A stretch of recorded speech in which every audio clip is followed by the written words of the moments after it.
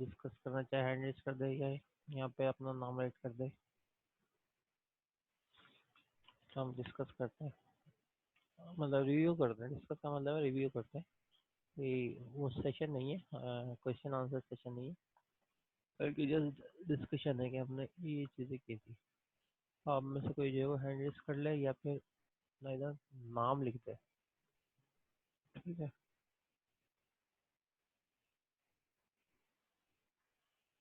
हम्म, आवाज। अच्छा, मैं ठीक। अभी तक किसी का हैंड रेज नहीं हुआ। ऐसा असल में हर क्लास में एक तो स्टूडेंट ज़रूर पार्टिसिपेट करते हैं, बात करते हैं। अच्छा, आवाज़ कम आ रही है, चले ठहरो एक मिनट, मैं आवाज़ ज़रा तेज़ कर देता हूँ। अब बताइएगा आवाज़ के मुतालिक, आवाज़ थोड़ी। अब्दुल्ला ने राइट किया था आवाज़ के हवाले से।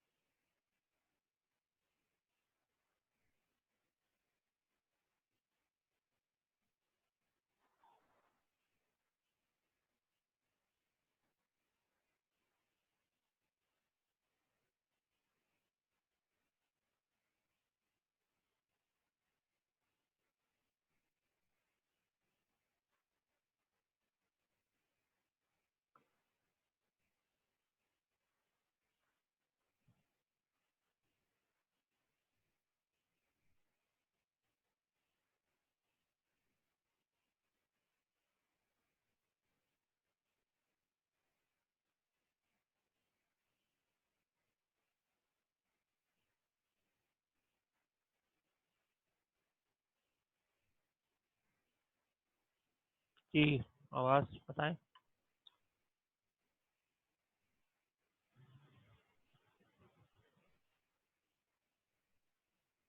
आवाज़ थोड़ी क्लियर हुई है, फास्ट हुई है।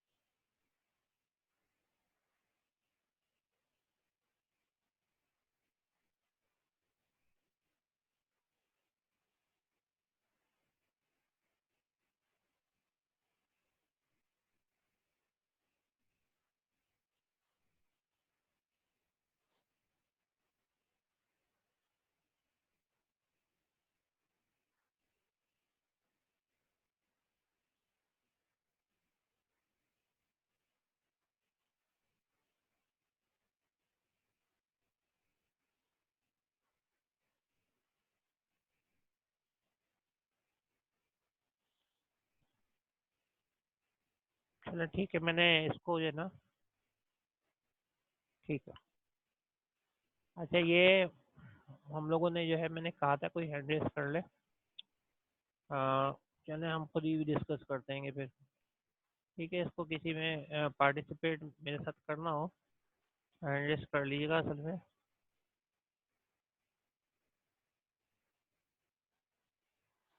अच्छा, अभी जो है वो हम लोग ये देख रहे हैं कि हमारी जो है वो एक्चुअली हमारी तीसरी क्लास है। मैं खुद ही पे रिव्यू कर लेता हूँ। तो पहले ही जो है हमने क्लास के अंदर सिंपल इंट्रोडक्शन देखा था, उसमें जो थी वो ये रूल्स वगैरह देखे थे अटेंडेंस वगैरह के हवाले से क्लास वन के अंदर। ठीक है, हमारे पास क्लास टू शुरू हुई, यानी लास्ट क्लास तो पहले हमने जो है कंप्यूटर्स की काफ़ी प्रॉपर्टीज देखी थी, जिसके अंदर ये देखा था कि ये अकॉर्डिंग टू गिवन इंस्ट्रक्शन वगैरह जो है वो वर्किंग करता है।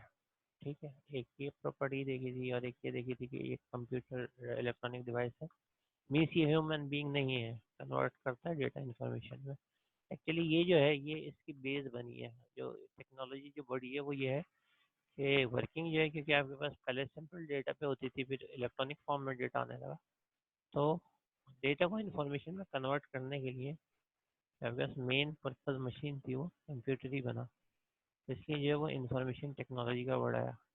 फिर हमने इस पिक्चर को जो है वो, अच्छा आप लोग जो है वो मतलब मेरी बात के लिए या ओके के लिए भी आप 4 लिख सकते हैं, इसका मतलब है लास्ट क्लास में जो लोग थे वो मेरी बात जो है वो समझ रहे हैं, तो आप लोग 4 राइट कर सकते हैं, ठीक है, या रिव्यू उनकी समझ में आ रहा है,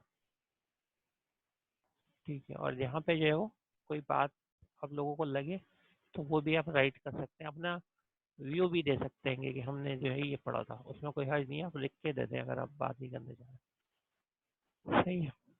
अच्छा फिर हमने ना ये देखा था कि इसके इसके अंदर बहुत सारी, मैंने आपको बोला था ये फिगर इंपॉर्टेंट है एक्चुअली, ये सिर्फ इस सेमेस्टर में काम नहीं आएगी, ये आपके लास्ट तक काम आएगी, पूरे BSc के अंदर आएगी। एक्चुअली इंटरनल वर्किंग समझ नहीं होती है कि क्या मैकेनिज्म है जिसके बेसिस के ऊपर कंप्यूटर इंटरनली वर्किंग कर रहा होता है, ठीक। तो स्टार्ट के अंदर हमने फिर इसके अंदर बहुत सारी चीज़ें जो है वो समझ में आई, कैसे वगैरह भी पढ़ी थी। तो इसमें हमने बहुत सारी चीज़ें पढ़ी, इसमें सबसे पहले हमने जो है ये एक्सप्लोर करा कि बूट अप प्रोसेस क्या होता है, कि रोम क्या होती है, कंप्यूटर स्टार्ट होता है तो बिल्कुल ब्लैंक होता है, फिर हार्ड डिस्क से जो है वो इधर रीड करता है ऑपरेटिंग सिस्टम, उसके बाद जो है क्रोम वगैरह जो भी आप सॉफ्टवेयर यूज़ करते हैं या वर्ड यूज़ करते हैं तो वो इस तरीके से जो है इधर लोड करता रहता है, यानी मेमोरी में डिफरेंट यूनिट्स बना लेता है या ब्लॉक बना लेता है, तो वो करता रहता है यहाँ पे। तो हमें ये पता चला कि बहुत सारी मेमोरीज भी होती है ना, तो मेमोरीज के अंदर सबसे पहले जो हमें पता है रोम होती है, रीड ओनली मेमोरी। जब कंप्यूटर ऑन हो रहा होता है तो उसके बाद जो है वो कोई इन्फॉर्मेशन नहीं होती कि कैसे चलेगा, तो रोम के अंदर इंस्ट्रक्शन लिखी होती है कि पहले हार्डवेयर चेक करो, तो प्रोसेसर हार्डवेयर चेक करता है, फिर दूसरी इंस्ट्रक्शन ये होती है चेक करो हार्ड डिस्क, सही है, जो कि प्राइमरी होती है, सेकेंडरी होती है, मीन्स परमानेंट होती है, जिसके अंदर ऑपरेटिंग सिस्टम होता है हार्ड डिस्क में। तो वो बोलता है उधर चेक करो आपके पास ऑपरेटिंग सिस्टम है, अगर मिल जाता है तो वो क्या करता है लोडिंग शुरू कर देता है, आपके पास लोगो आने लगता है विंडोज़ वगैरह का। और फिर जब आपके पास बिल्कुल कंप्लीट यानी इस एरिया में पूरा लोड हो जाता है तो आपके पास स्टार्ट का बटन आ जाता है, ठीक है। उसके बाद फिर हम क्या करते हैं, ये कैशे, कैशे इसलिए होती है कि आपके पास 3-4 प्रोग्राम लोडेड है, तो जो करंट एक्टिव विंडो होगी ना, इस वक्त फॉर एग्जाम्पल मेरे कैशे के अंदर जो आपको स्क्रीन पे नजर आ रहा है क्या होगा, ये ब्राउज़र होगा और ब्राउज़र का ये टैब होगा, क्योंकि इसके अंदर हमारा माउस पॉइंटर वगैरह मूव कर रहा है, तो इसकी इमेज जो है वो शो कर रहा है। और जैसे ही जो है वो मैं किसी और टैब वगैरह के ऊपर जाता हूँ ना, तो अब इससे रिलेटेड, सही, ये एक्चुअली क्या हुआ है कैशे के अंदर जो है वो डिफरेंट एरिया लोडेड होता है, या ये समझ लें कि पॉइंटर होता है वो पॉइंट कर लेता है, तो ये जो माउस है ये एक टैब में ये है, एक टैब में ये है, एक टैब में। अब हम क्या कर रहे हैं, तेजी के साथ स्विचिंग कर रहे हैं स्क्रीन, तो ये अपडेशन हो रही है, वरना इतना अगर आप देखें कि अगर ये सारे टैब दोबारा लोड हो तो कितना बहुत ज़्यादा टाइम लगेगा, इसलिए ये मेमोरी में कहीं पे है, बस कैसे क्या कर रहा है इसको पॉइंट कर रहा है कि जहाँ पे आप माउस क्लिक करते हैं उसको पॉइंट कर लेगा। ऐसे ही अगर कोई और सॉफ्टवेयर चल रहा होता है वर्ड वगैरह का तो उसको भी जैसे हम क्लिक करते हैं मिनिमाइज होता है तो पॉइंट कर लेगा। फिर हमने देखा इसमें पोर्ट होता है, पोर्ट सबसे इम्पोर्टेंट पार्ट इसलिए होता है कि कंप्यूटर डेटा जो है उससे के थ्रू रिसीव करता है हमसे, और उसी के थ्रू हमें जो शो भी कर रहा होता है, जैसे आपने प्रोग्रामिंग फंडामेंटल में कंसोल डॉट रीड लाइन और राइट लाइन करा है, तो रीड लाइन जो है वो हमारे पास क्या होता है इनपुट लेता है कीबोर्ड से, अगर नहीं करा तो कर लेंगे आप लोग, तो वो इनपुट ले रहा होता है, और जब जो है वो इनपुट ले लेता है तो उसके बाद जो है आप उसको आउटपुट भी कराने होते हैं जो यूज़र ने प्रिंट करा, तो आप मॉनिटरिंग में कंसोल डॉट राइट लाइन करते हैं, तो वहाँ पे भी एक्चुअली राइट लाइन क्या कर रहा होता है पोर्ट्स पे डेटा भेज रहा होता है, कौन से पोर्ट पे मॉनिटर के, और रीड लाइन क्या कर रहा होता है कीबोर्ड के पोर्ट से जो है या कीबोर्ड से जो है रीड कर रहा होता है, तो पोर्ट वो लोकेशन होती है। फिर हमने देखा था डिवाइस कंट्रोलर देखा था, डिवाइस कंट्रोलर में हमने ये देखा था कि डिवाइस कंट्रोलर जो है वो एक ऐसी डिवाइस होती है जो कि डिवाइस को कंट्रोल करती है, जैसे फॉर एग्जांपल वीजीए कार्ड जो है या वीडियो ग्राफिक एरे कार्ड जो है वो मॉनिटर को कंट्रोल करता है, ऐसे ही जो CNIC computer network interface card, सही है, NIC नेटवर्क इंटरफेस कार्ड को कहते हैं, तो इसमें कंफ्यूज नहीं होइएगा, सही है। आपके पास जो नेशनल ID कार्ड होता है उससे नहीं होइएगा, ये होता है नेटवर्क इंटरफेस कार्ड। तो ये हमारे पास हमने ये भी देखा था कि ये डिफरेंट जो कनेक्टेड होते हैं, आपके पास डेटा जो है वो जाएगा NIC के थ्रू, आएगा भी NIC के थ्रू।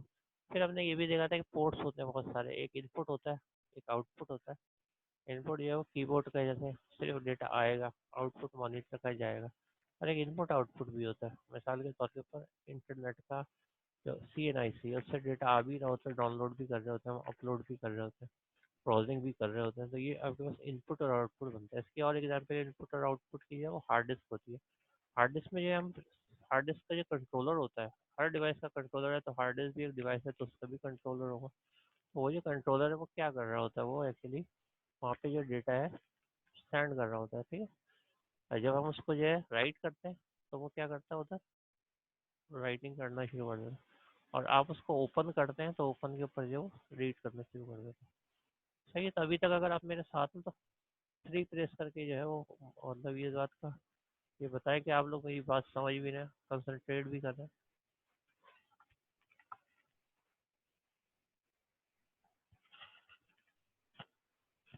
ये कंसंट्रेशन बड़ी इंपॉर्टेंट होती है। हाँ हैदर, जो बात आपने रिपीट करनी है तो लिख तो देना। मैंने लिखा है, एक बार रिपीट, अच्छा एक बार रिपीट कर। हाँ तो वही तो मैं कह रहा हूँ, रिपीटिशन यही तो कर रहा हूँ जो हमने जो है बार बार किया। अच्छा ये है कि आप लोगों को मैंने देखा है कि आप लोगों की ये एक्टिविटी जो है यहाँ पे, सही, ये आपकी क्लास वाइज जो है वो मैं कुछ एक आध मैंने शायद क्लास जो है उधर डाली है। आज तीसरी क्लास है, ये हमारी दूसरी क्लास है, सही, और ये हमारी पहली क्लास है। तो कुछ क्लासेस जो है वो आपको गूगल क्लासरूम पे मिल जाएंगे, कुछ जो है वो डायरेक्ट आपके पास जो है वो यहाँ पे मिल जाएंगे। अच्छा इसमें ज़रा गौर से देखिएगा, यानी मैंने वीक 2 के ऊपर करा, आपकी क्लास की क्या आईडी है 912, ठीक है। तो इसके अंदर आपको एक प्ले लिस्ट मिलेगी। तो प्ले लिस्ट के अंदर क्या है, प्ले लिस्ट के अंदर जब आप देखेंगे तो प्ले लिस्ट के अंदर यानी जो लास्ट क्लास थी उसकी ना 4 पार्ट है। पार्ट 1 है, सही है, और जो है वो आपके पास पार्ट 1 के अलावा ये पार्ट 2 है, पार्ट 3 सो ऑन, तो 4 पार्ट में है आपके हर क्लास के ना। अच्छा इसके अंदर क्या लिखा है, वेडनेसडे इसलिए लिख दिया कि आपको याद रहे कि आपकी क्लास होती है। वीक 2 इसलिए लिख दिया कि ये वीक 2 था, और जाहिर बात है जो वीक होता है उसमें नॉर्मली वही क्लास होती है। लेकिन अब ये क्लास क्योंकि 4 पार्ट्स में है, तो अब ये है ये लिस्ट के अंदर 4 पार्ट है। तो नॉर्मली आप जब क्लिक करेंगे लिंक के ऊपर, तो आप जब एक प्ले लिस्ट पे जाएंगे जिसके अंदर डिफरेंट पार्ट्स होंगे, और ये हमारी पूरी क्लास है उस दिन की 3 घंटे की ना, जो 4 पार्ट्स के अंदर है, ठीक है। अच्छा अब जो है वो आप ऐसा कर सकते हैं कि अगर आप जैसे डायरेक्ट पहुँचे, ये मैं आपको यूज़ करना इसलिए बता रहा हूँ कि वहाँ पे आपको जो है ढूंढने में मसला ना हो। ज़्यादा बेहतर तरीका ये है कि आप जो वीडियोस वाइज चेक करेंगे तो नॉट श्योर कि फाइंड आउट कर पाएंगे यानी, तो ये प्ले लिस्ट बनाइए, ठीक है। अब अगर ये प्ले लिस्ट के अंदर आप जाते हैं तो इसमें आपने ये चेक करना है कि आपकी क्लास जो है वो कौन सी है, ठीक है। ये देखिए हर क्लास लिखा है, 13 है, 15 है, ठीक है, 914 है, ये आपकी क्लास है, ठीक है। तो ये वाली जो क्लास है इसके अंदर क्लास 2 अभी मैंने यहाँ पे खाली डाली है। क्लास 1 कहाँ पड़ी है, वो गूगल गूगल क्लासरूम पे, और आगे चल के मैं इसी पे डाल दूँगा। तो ये देखिए मैंने आज सेलेक्ट करा, ये क्लास 2 के लिए मैंने सेलेक्ट करा ना।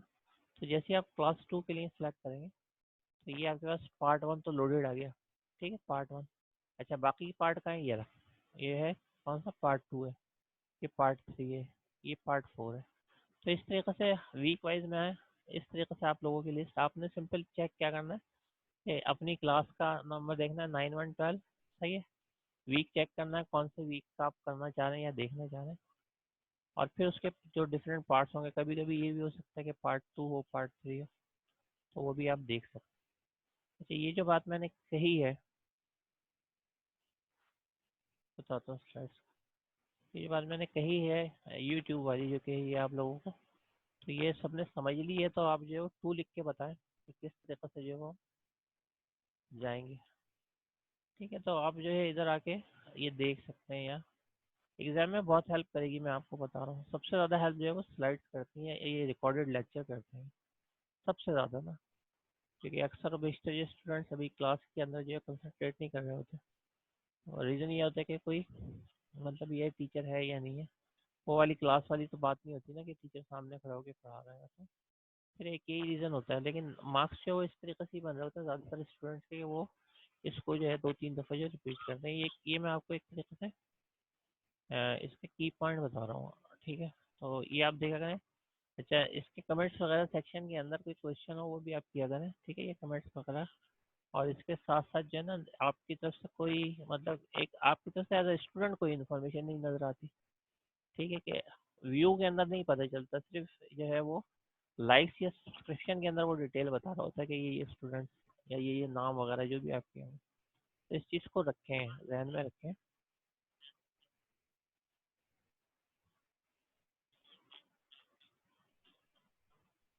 ठीक है, तो ये देखें, ये जो है बैकग्राउंड के अंदर ये भी चल रहा है, इसको मैंने स्टॉप कर दिया। बहरहाल ये इस हवाले से था। अगेन आप जो है प्ले लिस्ट पे जाया करें, और प्ले लिस्ट पे जाने के बाद ना अपनी क्लास आईडी चेक करें कि कौन सी है। ठीक है, और उसमें वीक भी देख लीजिएगा, जैसे ये वाले जो भी मैं बता रहा हूँ, ये वाला है। ठीक है, ये वीक 2 का भी मैंने करा है। वीक 1 का कहाँ है? वीक 1 का आपका क्लासरूम के ऊपर पड़ा, वो तो सिंपल था, इंट्रोडक्शन था, तो वो मैं डाल दूंगा बहरहाल यहाँ पे। ठीक है। अच्छा, तो फिर हम ये देख रहे थे। अच्छा, इसमें जो है वो हम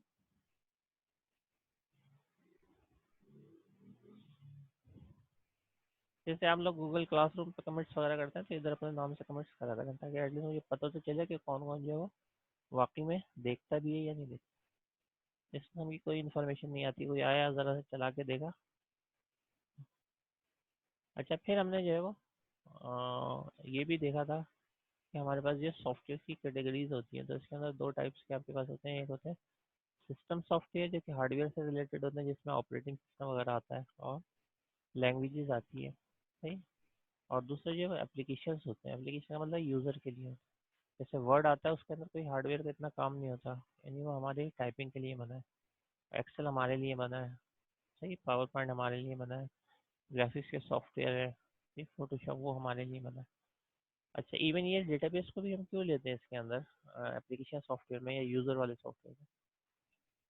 बस सिस्टम सॉफ्टवेयर से याद रखें कि ये हम कंप्यूटर सिस्टम के सॉफ्टवेयर की बात कर रहे हैं, और एप्लीकेशन सिस्टम से याद रखें हम अपने यूज़र के सॉफ्टवेयर की बात कर रहे हैं। सिंपल ये आपके ध्यान में होगा तो आप कभी। अच्छा, डेटाबेस को क्यों लेते हैं? डेटाबेस जो है ना, डेटा रखता है, किसका रखता है? यूज़र का रखता है। तो और बहुत ज़्यादा इंपॉर्टेंट, बहुत ज़्यादा बेस है इंफॉर्मेशन टेक्नोलॉजी के अंदर, स्टोरेज की जो कैपेबिलिटी। तो डेटाबेस जो है स्टोर करता है। इवन ये कि हमारे जो सारे वर्किंग हो रहे हैं फेसबुक पे या जो भी आपकी आईडीज बनी है, तो वो कैसे रिकॉग्नाइज करता है? रिकॉग्नाइज करने का सिर्फ ये तरीका होता है कि आपका यूज़र नेम और पासवर्ड डेटाबेस में होता है, वहाँ से जो है वो उसको रीड करता है। फिर हमने देखा था बिट्स की बात देखी थी, और बिट्स में हम लोगों ने ये देखा था कि बिट्स जो है वो एक्चुअली जितनी बिट्स जो है वो बढ़ती चली जाती है, तो आपकी स्पीड जो है वो बढ़ती चली जाती है। इसमें याद हो तो हमने ये भी एग्जाम्पल देखी थी, ये आपके पास दो टैंक है और एक से दूसरे के अंदर पानी लाना है, या ट्रैफिक की भी मैंने एग्जाम्पल दी थी। रोड है बहुत सारे, अगर रोड है तो ट्रैफिक जो जैम नहीं होगा, और ट्रैफिक जो है वो अपनी तरफ मतलब जो भी डेस्टिनेशन है पहुंच जाएगा। लेकिन जब हम ये वाली बात करेंगे कि जी ट्रैफिक के लिए आपके पास एक ही रोड है पूरे सिटी का, जो मेन रोड है, जैसे नॉर्मली कराची में होता है शारे फैसल है, तो वो सब शारे फैसल ही पे जा रहे हैं, तो उस सूरत के अंदर आप देखें कितनी सूरत चल ख़राब होती है, ट्रैफिक जैम हो जाता है। सही है, तो इसका मतलब है कि वो जो आपके पास एक रोड है, वो एक सिंपल लाइन या बस को जाहिर कर रही है, जिसमें एक बिट ट्रैवल करती है। तो अगर चार रोड है तो चार बिट्स हो गए, तो इसका मतलब ट्रैफिक जो है वो सिर्फ चार पाथ है, रास्ते हैं जाने के। लेकिन अगर हम ये वाली बात करें कि आपके पास जो है वो 16 बिट्स है, यानी 16 रोड है, तो फास्ट हो जाएगा ट्रैफिक। और अगर ये बोलेंगे 32 बिट्स हैं, तो और फास्ट हो जाएगा ट्रैफिक। और अगर ये बोलेंगे इस बिट्स का मतलब ये रोड, सही है एग्जाम्पल के अंदर। और अगर ये बोले 64 बिट्स हैं, तो इसका मतलब 64 रोड है पूरे कराची के अंदर, और सब जो है वो ओपन इसलिए है कि आपके पास जो है ट्रैफिक फ्लो कर सके। तो यकीनन जो है बहुत फास्ट जो है वो एग्जीक्यूशन हो रही होगी ट्रैफिक। तो ये वाली जिन लोगों को बात समझ में आई है, बिट्स वाली और ट्रैफिक वाली, तो वो 3 प्रेस करके बताएं।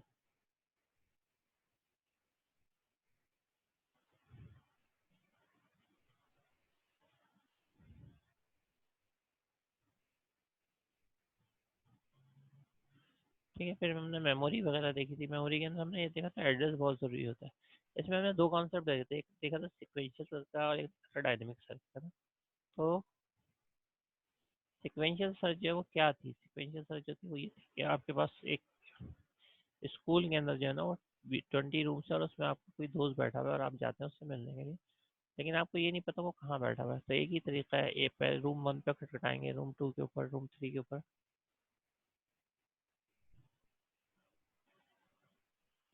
चलो ठीक है, 4 ज़्यादा लिखे हुए आ गए, लेकिन 4 भी जो सिर्फ 5 लिखे हुए आए हैं, तो इसका मतलब ये है कि अभी जो है वो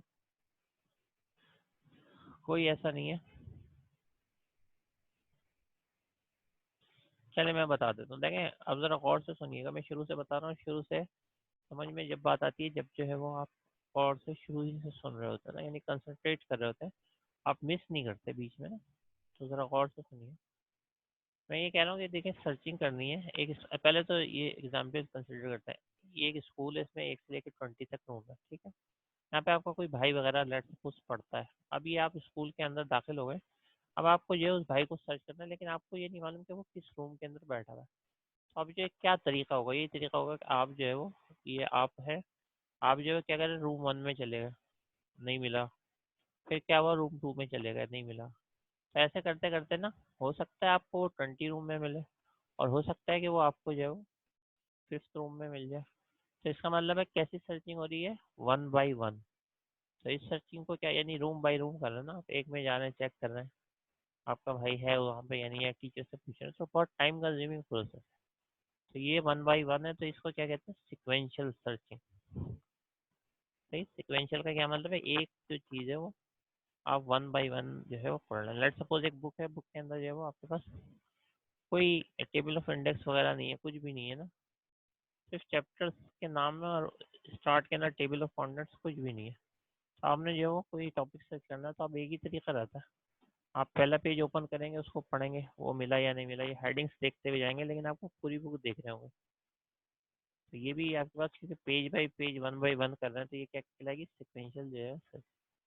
अगर ये आपको क्लियर है तो आप जो है वो सिक्वेंशियल की एग्जाम्पल, हाँ 1 बाई 1 को सिक्वेंशियल ही तो कह रहा हूँ, 1 बाई 1 सिक्वेंशियल। ठीक है, जिनको क्लियर है वो जो है वो 2 लिख के बताएं एग्जाम्पल, और ये भी पता चलेगा कितने लोग मेरे साथ हैं। अभी मुझे खाली 2 2 आए।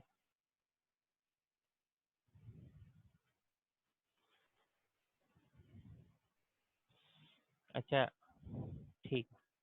अब जो है ना इसी चीज़ को रैंडम में कन्वर्ट करते हैं, रैंडम में। जब आप स्कूल में दाखिल हुए अपने भाई के लिए ना देखने के, तो आपको पता था कि वो रूम नंबर जो है वो लेट सपोज 4 में है, और जो है वो सेकंड रो के अंदर बैठा हुआ है, ये आपको पता था। उसको यानी कि वो बता दिया था, या वो कांस्टेंट सीट होती है। अच्छा, सबके ऊपर नंबर पड़े हुए हैं, तो आप कौन से रूम में पहले चले जाएंगे, डायरेक्ट। ये नहीं करेंगे आप रूम 1 में जाएंगे, नहीं जाएंगे, रूम 2 में जाएंगे, नहीं जाएंगे, 3 में जाएंगे, नहीं जाएंगे। आपको तो पता है वो 4 में बैठा है, वहाँ डायरेक्ट है, और उसके बाद सेकंड वाली रो में आपने चेक करना है। तो आपको जो है वो फौरन मिल गया, मिल गया, तो ये आपने 1 बाई 1 नहीं करा, आपने डायरेक्टली सर्चिंग कर ली। तो ये क्या कहलाएगी, रैंडम सर्च। सही है, यानी आप डायरेक्टली एक्सेस कर रहे हैं। वो क्या थी, 1 बाई 1 रूम बाई रूम कर रहे थे, एक में आते थे, नहीं मिलता था, फिर दूसरे में आते। ये क्या हुआ, उसका पता चल गया कि ये वो आपके पास जैसे ही आप स्कूल में दाखिल हुए कि उसकी इन्फॉर्मेशन मिली कि 4th रूम के अंदर सेकंड रो पे बैठा है। तो अब आप किसी के ऊपर नहीं जाएंगे, हालांकि 20 रूम से आप डायरेक्ट कहाँ चले जाएंगे, 4th रूम के ऊपर। तो वहाँ पहुँच के जो है आप वहाँ पे भाई को फाइंड आउट कर लेंगे। ये एग्जाम्पल जो रैंडम वाली है, जो बाद में मैंने की, ये जो समझ में आएगा, ये तो 3 लिख के बताएं।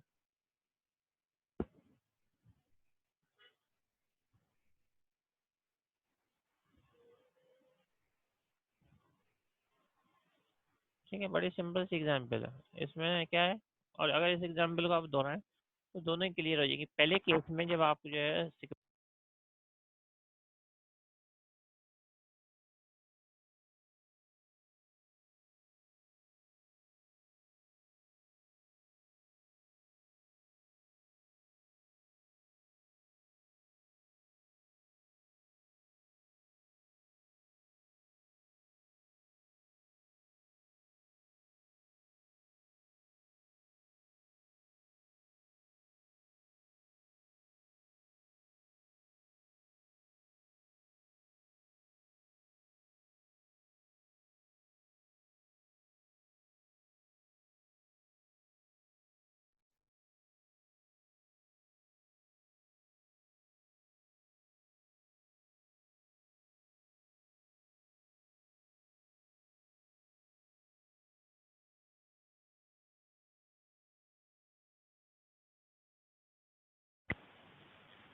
जी जी, थोड़ा सा वेट करा करें, अब 5 की लाइन लगा देते हैं। आप बताएं, आप 1 की लाइन लगा।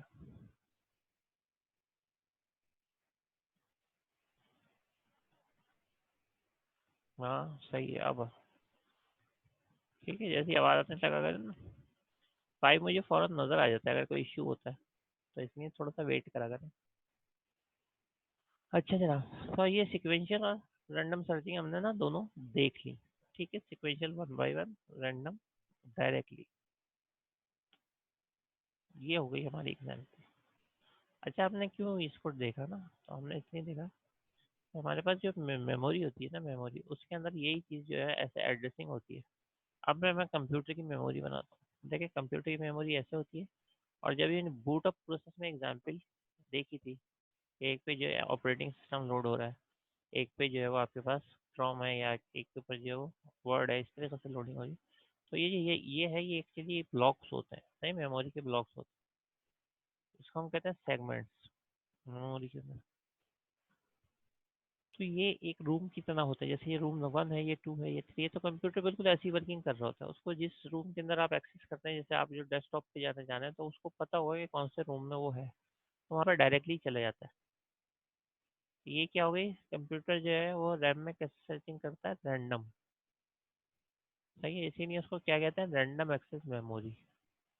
कि जिस भी एरिया में वो जाना चाहे, डेस्कटॉप पे जाना चाहे, वर्ड में जाना चाहे, जैसे ये किसी भी रूम में जा सकता था जब इसके पास एड्रेस था। तो अगर ये एग्जाम्पल रूम वाली और रैंडम एक्सेस मेमोरी वाली समझ में आ रही है, तो अब जो है वो आप अगेन 6 लिख के बताएं।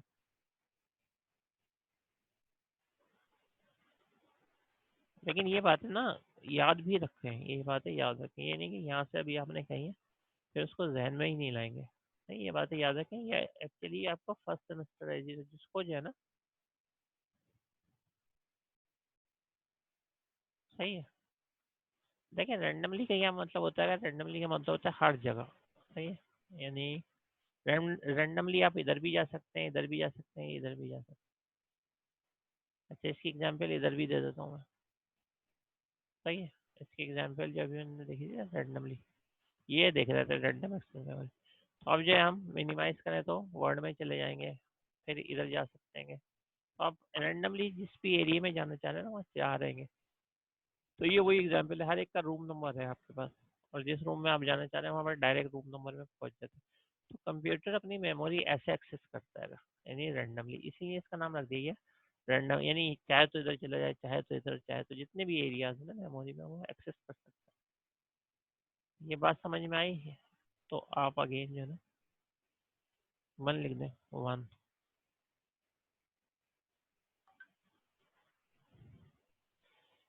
ठीक है, तो ये है कहलाती है रैंडम एक्सेस मेमोरी। अब देखें कहा ये जाता है इसके अंदर के, ये रैंडम एक्सेस मेमोरी में अब बात आती है एड्रेस की।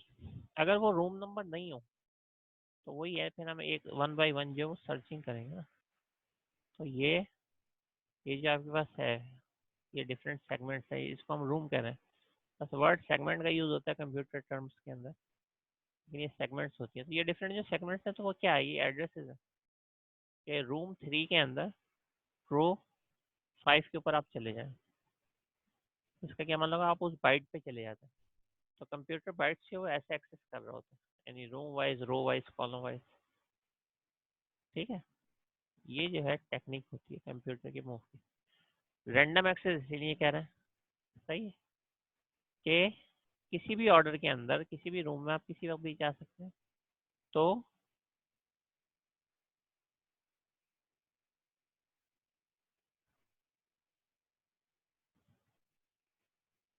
ठीक है, तो ये जो है रैंडम एक्सेस मेमोरी, और उसके साथ जो है वो हमारे पास, क्योंकि ये चेंज हो रही है। अच्छा, ये वर्ड मैं दोबारा रिपीट कर दूं, अब आपने कहा कि नहीं कहा मैंने। तो वॉलेटाइल का मतलब क्या होता है, वैनिश होना। वैनिश कहते हैं सिंपली रिमूव होने को। एक चीज थी, वो थोड़ी देर के बाद रिमूव हो गई।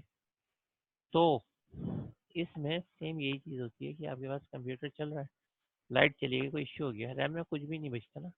तो रैम में क्योंकि कुछ भी नहीं बचता और वो वैनिश हो जाती है, तो वैनिश से जो वर्ड निकले वोलेटाइल करेंगे, सही है, यानी चेंज हो जाती है वो, जैसे ही लाइट वगैरह जाती है। तो क्योंकि चेंजिंग आ रही है मेमोरी के अंदर, और दूसरी ये भी चेंज आ रही है कि आपने ब्राउजर यूज़ कर रहे थे, उसको जो है ना आपने क्लोज कर दिया और कोई और सॉफ्टवेयर यूज़ कर रहे हैं, तो बहुत तेज़ी के साथ आप जो है उसको चेंज करते रहते हैं। तो वो जो चेंजिंग है, सही है, उसको उसके लिए वर्ड यूज़ करते हैं डायनेमिक। यानी रैम जो है वो हमारे पास जो है वो डायनेमिक होती है।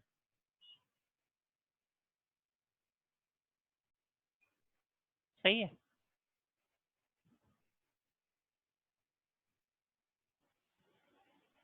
जी जी, मेमोरी जो है रैंडम एक्सेस मेमोरी जो है वो वोलेटाइल ही होती है। वोलेटाइल का मतलब नहीं भूलिएगा, सिंपल वैनिश से याद रखें, क्योंकि दोनों वी से आते हैं। वैनिश का मतलब आपको पता है कि वैनिश हो जाना या रिमूव कर देना, तो ये रिमूवेबल होती है और चेंज भी हो रही थी।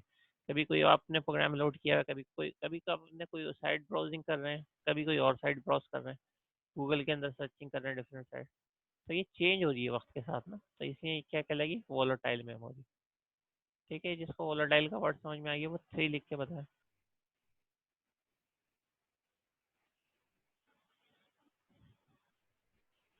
अच्छा, बीच में क्वेश्चन आ जाते हैं तो थोड़ा सा ना आप वेट करा करें, मुझे पूरी बात कंप्लीट करने दिया करें, उसमें क्लियर हो जाती है काफ़ी बातें जब मेरी बात कंप्लीट होती है।